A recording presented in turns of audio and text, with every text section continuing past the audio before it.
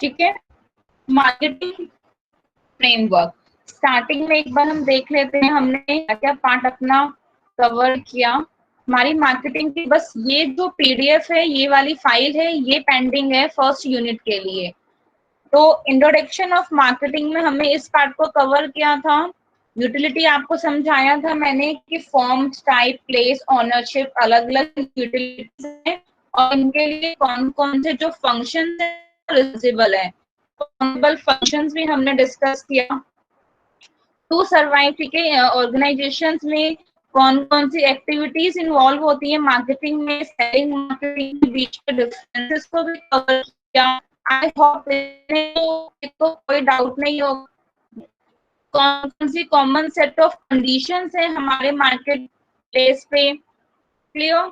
सो evolution में हमने यहाँ से जितने भी अलग अलग डिफरेंट टाइप के मार्केटिंग एराज है या मार्केटिंग एरिया कौन कौन से टाइप के हैं, प्रोडक्शन है, प्रोडक्ट है, market relationship marketing. I hope इसमें से किसी को कोई डाउट तो नहीं होगा। अगर किसी को कोई डाउट है सो प्लीज पूछिए। ये माउस ट्रैप का मैंने आपको एग्जांपल भी दिया था, ठीक है, कि अगर हम एक अच्छे से माउस ट्रैप है, ठीक है, यानी कि चूहे को पकड़ने के लिए उसको बहुत अच्छे से डेकोरेट कर देते हैं, तो फिर भी हमारे पास यही आउटकम निकल के आया कि उससे हमें कोई भी प्रॉफिट नहीं हुआ, चाहे आप उसमें हीरे मोती कितने ही क्यों ना लगा लें। तो फिर हमने अलग अलग कंसेप्ट में, मार्केटिंग में, सेलिंग में, फिर मार्केटिंग में, और नेक्स्ट हमारे पास क्या कंसेप्ट था, रिलेशनशिप मार्केटिंग एरा, ठीक है, इसे भी हमने डिस्कस किया था रिलेशनशिप मार्केटिंग एरा में, ठीक है। तो अब आइए, अब हमारे पास नेक्स्ट क्या है, नेक्स्ट बाबू मार्केटिंग फ्रेमवर्क, ठीक है। मार्केटिंग के कौन कौन से फ्रेमवर्क है। So the basic element of a marketing strategy consist of, marketing strategy के जो बेसिक एलिमेंट्स है वो क्या क्या कंसिस्ट करता है, ठीक है। मार्केटिंग स्ट्रेटेजी का बेसिक एलिमेंट्स का मतलब क्या है कि जब कभी भी मुझे मार्केटिंग स्ट्रेटेजीज को फ्रेम करना है, ठीक है, ये हम ऑलरेडी डिस्कस किया है हमने मार्केटिंग फ्रेमवर्क को 4Ps 7Ps, लेकिन वो हमारी क्लासेस, ठीक है, मोबाइल फोन से हुई थी, ये मैंने आपको इसके नोट्स दिखाए नहीं थे, तो अब आप इनको एक एक रीड करके भी आपको समझा देती हूँ इसमें। तो फर्स्ट हमारे पास जो मार्केटिंग फ्रेमवर्क है, मार्केटिंग फ्रेमवर्क का मतलब क्या है, अगर आप एक मार्केटर हैं तो आप ये डिसाइड करोगे कि मुझे किन किन चीजों के ऊपर ज्यादा कंसर्न करना है, मेरे लिए कौन कौन से एरिया ऐसे हैं कि जिन पे मुझे ज्यादा वर्क करने की रिक्वायरमेंट है। देखा जाए तो हमें सभी में मेन रिक्वायरमेंट है, लेकिन अगर मैं यहाँ पे इसके लिए कंप्लीट बात करती हूँ कि मुझे कस्टमर की को सेटिस्फाई करना है और मेरे यानी कि उनसे मैक्सिमम प्रॉफिट को जनरेट करना है, तो फर्स्ट क्या हो गया, फर्स्ट है मेरे पास द टारगेट मार्केट, क्लियर। यानी कि टारगेट मार्केट कौन सी है, कि यहाँ देखो, यहाँ मैंने लिखा है the group of the people who like to buy the product, ठीक है, और services that has been selected by an organisation. तो यानी कि वही ऑर्गेनाइजेशन, या मैं सिंपली ये कहूँ कि वो मेरे इस मार्केट में मेरे मैक्सिमम जो पीपल है वो कंज्यूमर में या कस्टमर में कन्वर्ट हो सकते हैं, ठीक है। ये मैक्सिमम पर्सन है, ये इन्हें मैं कन्वर्ट कर सकती हूँ अपने कस्टमर में, मैं ये कन्वर्ट कर सकती हूँ अपने पीपल में, सो उन्हें हम टारगेट मार्केट कहते हैं।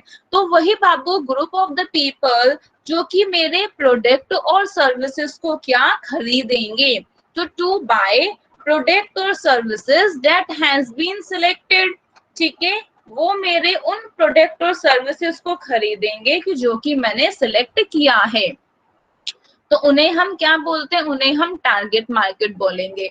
सो नंबर 1 क्या हो गया मेरे लिए, नंबर 1 है टारगेट मार्केट। तो एक मार्केटर का बेसिक है कि उनको ये एनालाइज करना, अगर आप एक मार्केटिंग की स्ट्रैटेजी बनाना चाहते हो तो आपको देखना है कि आपके टारगेट मार्केट कौन सा है, ठीक है। अगर मैं इसके लिए बात करती हूँ सर्विस में, सर्विस में उसका नाम क्या आएगा, सर्विस में उसका नाम है सर्विस अवेलेबल मार्केट, ठीक है। वैसे गुड्स में या देखा जाए सर्विसेज में हम उनको मेनली टारगेट मार्केट कहते हैं कि जैसे मान लो कि ये एंटायर मार्केट है मेरी, तो that means my service available market, और इस मार्केट में से इतने ही यानी पीपल है वो मेरे कस्टमर में कन्वर्ट हो सकते हैं, इतने ही जो लोग हैं मेरे प्रोडक्ट को बाय कर सकते। तो ये क्या हो गया, ये मेरे लिए एक यानी कि टारगेट मार्केट बन गई है। तो मार्केटिंग फ्रेमवर्क क्लियर हो गया ना फर्स्ट पार्ट। देखो सेकंड पार्ट तो इजी है, हमने से एक बार और डिस्कस किया था। Second part is about the marketing mix. तो मार्केटिंग मिक्स में हमारे पास प्रोडक्ट, ऑब्वियसली कंज्यूमर को जो चीज अट्रैक्ट करती है प्रोडक्ट है, उसके साथ साथ क्या है, प्राइस है, फिर उसके पास अवेलेबिलिटी होना, प्लेस है, and then is the promotion. ठीक है, उन्हें अवेयरनेस किस तरीके से मिलेंगी। सो इन सभी को that combine to satisfy the needs of the target market. तो इन सभी को हम कंबाइन करते हैं टारगेट मार्केट्स की नीड्स को, ठीक है, जरूरत को पूरा करने के लिए। तो अब ये कि a market driven organisation begins its overall strategy. ठीक है, एक मार्केट ड्राइवन ऑर्गेनाइजेशन है, वो अपनी ओवरऑल स्ट्रैटेजी को स्टार्ट करती है with a detailed description of its target market. ठीक है, अपने टारगेट मार्केट के डिटेल डिस्क्रिप्शन के साथ। और कोई बच्चे तो रिमेनिंग नहीं है ना कि जो ऐड होना चाहते हो? बाबू अब भी मेरी वॉइस प्रॉब्लम हो रही है? मेरी वॉइस आ रही है आपको?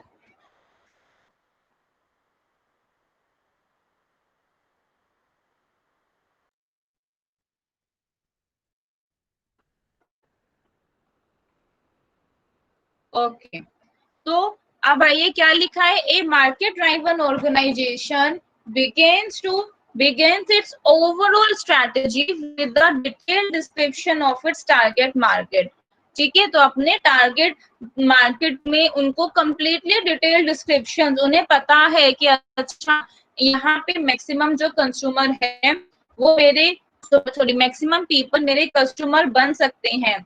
अगर मैक्सिमम पीपल वो ही कस्टमर बन सकते हैं, उनकी जो नीड्स हैं उनके ऊपर हमें ज्यादा कंसर्न करना चाहिए, एटलीस्ट वो बनेंगे तो सही हमारे कस्टमर्स। पीपल ठीक है, यानी कि फर्म डिसाइड्स करती है कि उन्हें अपने जो आगे के मार्केटिंग के जो एफर्ट्स हैं वो किसकी ओर साइड में करने हैं। वो जो आगे के अपने मार्केटिंग के एफर्ट्स हैं वो इन पर्टिकुलर कस्टमर्स के लिए या पर्टिकुलर पीपल के लिए करने हैं। सो दे डायरेक्ट देयर एक्टिविटीज, क्लियर, वो अपनी उन एक्टिविटीज को करना शुरू कर देते हैं। ये तो बात मेन चीज है कि हम हर कस्टमर के हिसाब से प्रोडक्ट को नहीं फ्रेम कर सकते हैं, पर जो टारगेट मार्केट्स हैं, ठीक है, जो अपने यानी कि हमारे कस्टमर्स के साथ, ठीक है, वो क्या है, उनको ये परचेज कर रही है, लाइक भी कर रही है, तो हमें उनको ज्यादा उनके ऊपर एफर्ट्स करने हैं, ठीक है, वो हमारे प्रोडक्ट इन्वॉल्व होते रहे।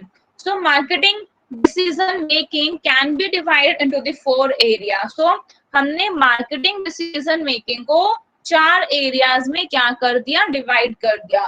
तो marketing decision making can be divided into the 4 areas. Number 1 is the product, price, place, जो कि distribution and promotion। ठीक है, सो ये क्या है, प्रोडक्ट है, प्लेस है, promotion, that is a marketing communication mix. तो यही सारे 4 पीस में तो हमें ज्यादा कंसर्न करना है। एक्चुअल में क्या होते हैं ये जो 4 पीस है ना, ये 4 पीस क्या है, ये एक कि जैसे हमें कोई भी चीज को बनाना होता है खाने में, तो हम उसमें मिक्सी में हर चीज को क्या करते हैं, मिक्स करते हैं, यानी कि एक पर्टिकुलर चीज को बनाने के लिए। सिमिलरली हमें स्पेसिफिक टारगेट मार्केट में जो भी उनकी जरूरत है उसे पूरी करने के लिए हमारे पास ये जो 4 पीस है ये हमें हेल्प करते हैं। ठीक है, कि जैसे एग्जांपल के तौर पे है कि book to be sold between the age group 4 to 10। तो ये हमने डिसाइड कर दिया कि ये जो बुक्स हमारी है, ये बुक्स जो हैं ये सिर्फ एक ही पर्टिकुलर एज ग्रुप के अकॉर्डिंग है 4 to 10। अब हमने देखा कि कौन से एरिया में, ठीक है, हमने न्यूज़पेपर में रिसर्च किया, देखा न्यूज़पेपर में हमने देखा कि कौन से एरिया में ज्यादा है, तो इस एज ग्रुप में तो वहां पर मेरी जो बुक्स हैं वो ज्यादा सोल्ड आउट हो सकती है। So, product strategy involves deciding what goods and services the firm should offer to a group of the consumers. So, हमारी प्रोडक्ट स्ट्रैटेजी डिसाइड करती है क्या गुड्स और services the firm should offer. तो strategy में बहुत इंपॉर्टेंट है, हमें नीड्स पता चलेगी कस्टमर और क्या क्या चीज चाहता है, कैसा प्रोडक्ट चाहता है, तो हम उसी के हिसाब से अपने डिसीजंस को लेंगे, मॉडिफाई करेंगे। हमने कस्टमर सर्विस के रिगार्डिंग उनके brand name, packaging, labelling, product life cycles, new product development, इन सब के रिगार्डिंग हम अलग अलग अपने डिसीजंस को क्या करेंगे, चेंज करेंगे। So product, price, place, promotion and the place. Clear? The pricing strategy deals with the methods of setting profitable and justifiable prices. So, marketing, देखो pricing strategy deals with the method of, ठीक है, अगर मैं एक price की बात करूँ तो यहाँ पे हमने सबसे पहले प्रोडक्ट की बात की है क्योंकि हमारे पास अलग अलग पीस हैं। सो अलग अलग पीस के लिए प्रोडक्ट में, प्रोडक्ट से रिलेटेड हमने स्ट्रैटेजीज को फ्रेम करना है कि हमें कौन से टाइप का प्रोडक्ट हमें ऑफर करना चाहिए, और ये सारे जो भी आपको फ्रेम करके बताया है अभी, brand name, packaging, labelling, product life cycles, ठीक है, customer services, new product development, ये सारा सब कुछ आपका प्रोडक्ट से रिलेटेड है। So itself product strategy is a very wide area. तो जो ये स्ट्रैटेजी है ये काफी बहुत बड़ा एरिया है। अब हम प्राइस की बात करते हैं। So pricing strategy deals with the method of, तो यानी कि हमारे पास डील करता है कि हमें किस तरीके के जस्टिफाइबल प्राइसेस को फ्रेम करना है कि जैसे कस्टमर को ऐसा ना लगे कि हम बहुत उनसे ज्यादा प्राइस चार्ज कर रहे हैं, और वो एक प्रॉफिटेबल प्राइस होना चाहिए। So pricing strategy deals with the methods of setting profitable and justifiable prices, यानी कि प्रॉफिटेबल और जस्टिफाइबल प्राइसेस को सेट करने के लिए एक मेथड है। अब है marketer develop the place distribution. का मतलब क्या होता है कि देखो मेन चीज की प्रोडक्ट ना कस्टमर को, जो भी हमारे पास कंज्यूमर हैं, जो हमारे पास पोटेंशियल बायर हैं, ठीक है, यानी कि वो बायर जो कि अभी उनके अंदर पोटेंशियल है एक्चुअल में हमारे गुड्स को परचेज करने के, अगर उन्हें गुड्स राइट प्लेस पे और राइट टाइम पे नहीं मिलेगा, भाई कल आपका एग्जाम है, ठीक है, आप एक पर्टिकुलर, यानी कितने सारे बच्चे उस दिन न्यू पेन लेते हैं, तो अगर आपको उस दिन वो चीज नहीं मिलेगी तो आपको बाद में उस चीज का कोई यूज नहीं है। सो हमें ये ध्यान में देना है कि वो जो गुड्स है या फिर वो कोई भी डिस्ट्रीब्यूशन हमारे बहुत अच्छे से हो, ठीक है, राइट टाइम पे हमें वो गुड्स क्या हो जाए, मिल जाए। उसके लिए हमारे पास जो कोई भी इंटरमीडियरीज हैं, चैनल्स हैं, ठीक है, उन सब में प्रॉपरली वो फंक्शनिंग है या नहीं, इसे भी हमें चेक करना है। सो consumers find their products available in the proper quantities at the right places and the times. Place related decisions involve the distribution functions and marketing intermediaries. So place से related जो कोई भी decisions होते हैं, ठीक है, वो इन्वॉल्व करते हैं डिस्ट्रीब्यूशन फंक्शंस को और मार्केटिंग इंटरमीडियरीज को, यानी कि मार्केटिंग के चैनल्स को। क्लियर? अब तक के में कोई डाउट तो नहीं होगा। आई होप किसी को ये डाउट है तो प्लीज आप मुझे बताइए, किसी को कोई डाउट तो नहीं है? ठीक है, अब आइए नेक्स्ट पे, that is in the promotional strategy marketers blend together the various elements of promotion. यानी कि प्रमोशनल स्ट्रैटेजीज में मार्केटर्स क्या करते हैं, बहुत सारे प्रमोशन के वेरियस एलिमेंट्स को एक साथ रखते हैं, यानी कि उनको पता है कि इन प्रमोशनल एक्टिविटीज हैं कि जैसे कि हमारे पास हमें, ठीक है, सेल प्रमोशंस में, ठीक है, अलग अलग टाइप में वो जो आपको आपने देखा होगा कि वो 1 रुपी में भी शैम्पू ये सब आते हैं, तो ये सब एक आपका प्रमोशन के लिए भी है। वो फ्री सैंपल्स प्रोवाइड करते हैं, रिबेट आपको दे रहे हैं, डिस्काउंट्स आपको प्रोवाइड कर रहे हैं, एक साथ एक गिफ्ट आपको दे रहे हैं, तो वो सब कुछ क्या है, सब कुछ हमारी प्रमोशनल एक्टिविटीज होती हैं। तो हमें इन सभी को, ये इन प्रमोशनल एक्टिविटीज को कि ताकि हम टारगेट मार्केट के साथ उन्हें कम्युनिकेट कर सके, उन्हें बता सकें। So many firms use an approach, ये मैंने अंडरलाइन भी किया हुआ है, ठीक है, आपको ये सॉरी ब्लैक से दिख रहा होगा broadly. So many firms use an approach called integrate marketing communication, so please IMC, ठीक है। सो बहुत सारी फर्म से एक न्यू अप्रोच चली है, क्योंकि क्या करती है IMC, यानी मार्केटिंग कम्युनिकेशन का मतलब क्या है कि हम कंज्यूमर तक जो हमारी मार्केटिंग है उन्हें कम्युनिकेट करना, उन्हें बताना, ठीक है। To coordinate all promotional activities, की वो सारी की सारी ऑल प्रमोशनल एक्टिविटीज को कोऑर्डिनेट करेंगी, वो जितनी भी हमारी प्रमोशनल एक्टिविटीज है उन्हें बताएंगी, so that consumer receives a unified consistent and effective message, कि ताकि कंज्यूमर को एक यूनिफाइड कंसिस्टेंट और एक इफेक्टिव मैसेज रिसीव हो सके। तो many firms use an approach called integrated marketing communication to coordinate, ठीक है, all promotional activities, all promotional activities जो भी हैं, ठीक है, उन्हें कोऑर्डिनेट कर सकें, सो दैट कंज्यूमर, ठीक है, को बहुत एक अच्छा एक रिस्पॉन्स मिल सके, कि अब हमें इनको कोऑर्डिनेट करें। मान लीजिए आप उसी एक एरिया में, ठीक है, आपने फ्री सैम्पलिंग कर रहे हो और 10 बार आपके जो मतलब मार्केटिंग सेल्समैन है या फिर जितने भी सेल्स पर्सन है, वो बार बार ना उसी एरिया में ही जा रहे हैं, तो ये सब में कम्युनिकेशन, इसका मतलब कि कोऑर्डिनेशन कम्युनिकेशन में क्या है दिक्कत है, तो इन चीजों को भी अवॉइड किया जाए। इससे आपके क्या होगी, कॉस्ट आएगी मैक्सिमम। अब मेन चीज क्या है कि उन सभी को, ठीक है, वर्क करने के लिए हमें एक ऐसा एनवायरनमेंट की एक स्मूथ फंक्शनिंग की रिक्वायरमेंट है।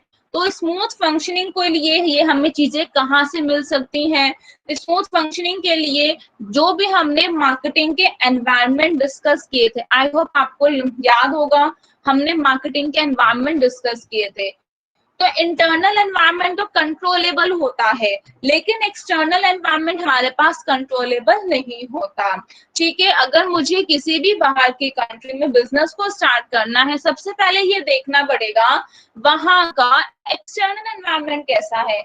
इंटरनल तो मेरे कंपनी के अंदर होता है, ठीक है, मैंने अपने कंपनी के अंदर, यानी कंपनी में जो कोई भी मेरे एम्प्लॉयज हैं, ठीक है, उन्हें उनके कोई भी रेजिस्टेंस ना हो, उनको दूर करना, उनके इन प्रॉब्लम्स है उन्हें टाइमली रिजॉल्व करना, that is a different part. लेकिन मैं सबसे पहले क्या चेक करूंगी, मैं सबसे पहले चेक करती हूँ मेरे पास जितने भी मेरे एक्सटर्नल एनवायरमेंट्स हैं, ठीक है, जो मेरे पास मेरे मैक्रो एनवायरमेंट्स हैं। So marketers must take into account the dynamic nature of the 5 marketing environmental dimensions. तो 5 मार्केटिंग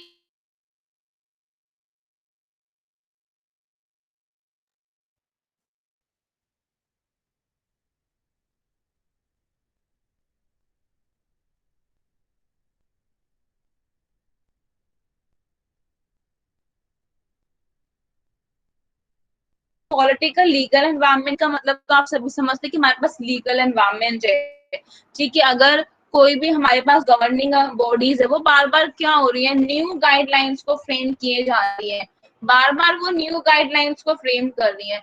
तो अगर वो हर बार ये न्यू गाइडलाइंस को फ्रेम करेंगी, तो हमारे लिए बिजनेस को रन करना क्या हो जाएगा, मुश्किल हो जाएगा, ठीक है। कभी आपको, ठीक है, इस रूल के अंडर में कोई यानी कि जो है उसको फॉलो करना है, तो उसके लिए आपको अपनी कंपनी में दोबारा चेंजेस करना पड़ेगा। सो वहाँ का पॉलिटिकल एनवायरनमेंट कैसा है,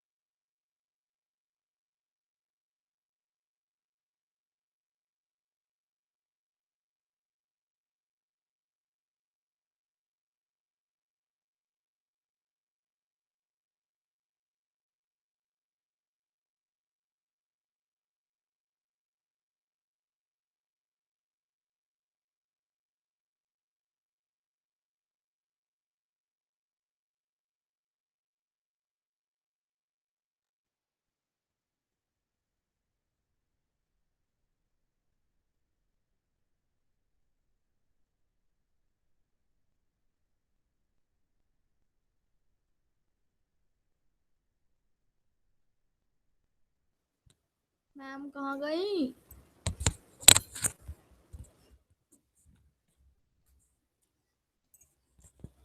मैम कहाँ गई?